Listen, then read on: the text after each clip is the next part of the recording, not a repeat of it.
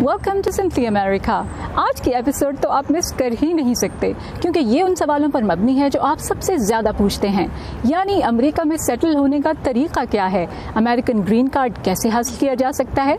मेरे पास आपके लिए अमेरिकन इमिग्रेशन पर बहुत सी मालूमात हैं, तो चलिए वक्त ज़ाया किए बगैर पहले सवाल की तरफ चलते हैं।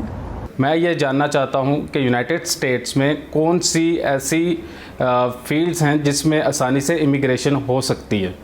जाहिर तनवीर, आपकी तरह हमारे बहुत से नाजरीन भी यही जानना चाहते हैं। आज आपके सवालों का जवाब देंगे इमिग्रेशन अटर्नी मोहम्मद अली सैयद।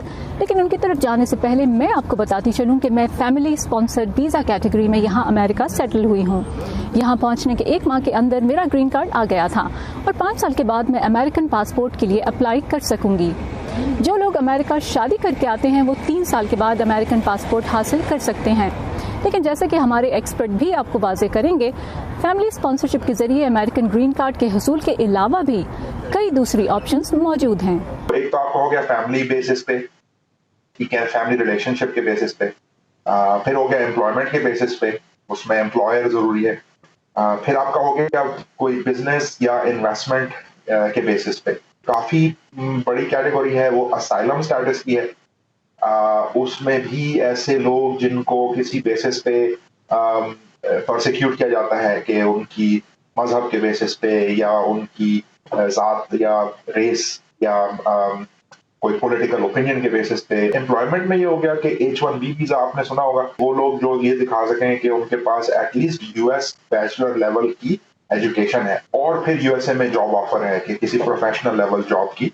बहुत से ऐसे लोग हैं जिन्होंने बड़ी सक्सेसफुल बिजनेसेस बनाई हुई हैं, IT के अंदर गुड्स बेचते हैं वो US बायर्स को, टेक्सटाइल्स में, गारमेंट्स में। इसको L1 वीजा कहलाता है, ये इंट्रा कंपनी ट्रांसफर। तो बेसिकली आपने ये शो करना होता है कि जी पाकिस्तान में या किसी दूसरी फॉरेन कंट्री में आपने एटलीस्ट 1 साल तक जो है ना एज ए एग्जीक्यूटिव काम किया है और उसी की सिस्टर कंपनी में अब आप US जा रहे हैं काम करने।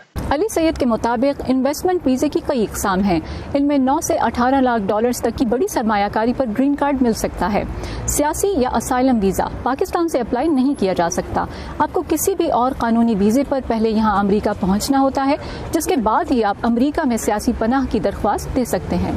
अब जो बाइडन की हुकूमत ने इस बात का ऐलान किया है कि ये पॉलिसियाँ नरम की जाएंगी। मेरा सवाल ये है कि ये किस किस्म की कैटेगरी के लोगों के लिए नरम की जाएंगी। नंबर 1 बिगेस्ट चेंज बाइडन की है कि वो एनफोर्समेंट से वो प्रायोरिटी हटा के बेनिफिट्स पे डालेंगे कि भाई ये जो हैवी हैंडेड आप काम कर रहे हैं इसको हम दूसरी तरह टैकल करते हैं, लेकिन जो लोग पैसे दे रहे हैं मतलब US सिटीजन्स के स्पाउसेस, US एम्प्लॉयर्स के एम्प्लॉइज, US यूनिवर्सिटीज के स्टूडेंट्स, लाइक आप क्यों उनको रोक के बैठे हुए हैं, यू नो लाइक तो ये बड़ी चेंज है, तो ये इम्प्लीमेंट करना चाहते हैं।